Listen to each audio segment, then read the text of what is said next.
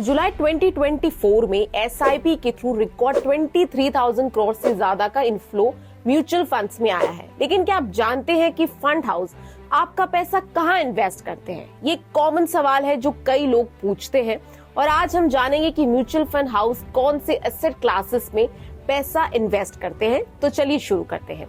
तो basically mutual fund houses जो पैसा रिसीव करते हैं यूजुअली जनरली 4 एसेट क्लासेस में इन्वेस्ट करते हैं। ये एसेट क्लासेस है इक्विटी, बॉन्ड्स, मनी मार्केट और कमोडिटीज। आपका पैसा इन एसेट क्लासेस में किस रेशियो में इन्वेस्ट होगा ये फंड की कैटेगरी और उसके रिस्क प्रोफाइल पर डिपेंड करता है।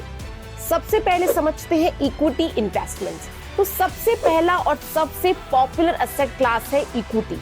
अगर आपने इक्विटी म्यूचुअल फंड चूज किया है तो आपको पता होना चाहिए कि एटलीस्ट 65% पैसा स्टॉक्स या शेयर्स में आपका इन्वेस्ट होगा। इसका फायदा यह है कि आपको स्टॉक मार्केट की ग्रोथ का बेनिफिट मिलता है, लेकिन यहाँ रिस्क भी थोड़ा ज्यादा होता है क्योंकि अगर स्टॉक मार्केट बढ़ता है तो आपके रिटर्न्स बढ़ते हैं और वाइस वर्सा। फिर आता है डेप्थ इन्वेस्टमेंट्स। अगले एसेट क्लास का नाम है डेट या बॉन्ड्स। डेप्थ फंड्स उन लोगों के लिए सही है जो लो रिस्क प्रेफर करते हैं। ये वो इन्वेस्टमेंट्स होते हैं जहां पे where you lend money to an entity like a government, corporation और financial institution in exchange for regular interest payments and the promise that the principal amount the original loan will be repaid at a future date. Unlike equity investments where you own a share of a company, debt investments are more like a loan you give and you are the lender. तो अगर आप depth mutual funds लेते हैं तो आपको ये पता होना चाहिए कि कम से कम 65% आपका पैसा बॉन्ड्स, गवर्नमेंट सिक्योरिटीज या कॉर्पोरेट बॉन्ड्स में लगता है। ये ऑप्शन उनके लिए है जो स्टेडी और प्रेडिक्टेबल रिटर्न्स चाहते हैं लेकिन थोड़ा इक्विटी का फ्लेवर भी लेना चाहते हैं। तो यहाँ इक्विटी का एक्सपोजर मैक्सिमम 35% तक होता है, पर इक्विटी भी यहाँ पे इन्वॉल्व होती है। फिर आता है section 4, that means money market and commodities. तो तीसरा ऑप्शन है मनी मार्केट इंस्ट्रूमेंट्स, जहां फंड हाउस पैसा शॉर्ट टर्म फाइनेंशियल इंस्ट्रूमेंट जैसे ट्रेजरी बिल्स, कमर्शियल पेपर्स में इन्वेस्ट करते हैं। ये जनरली लो रिस्क और शॉर्ट टर्म इन्वेस्टमेंट के लिए होता है।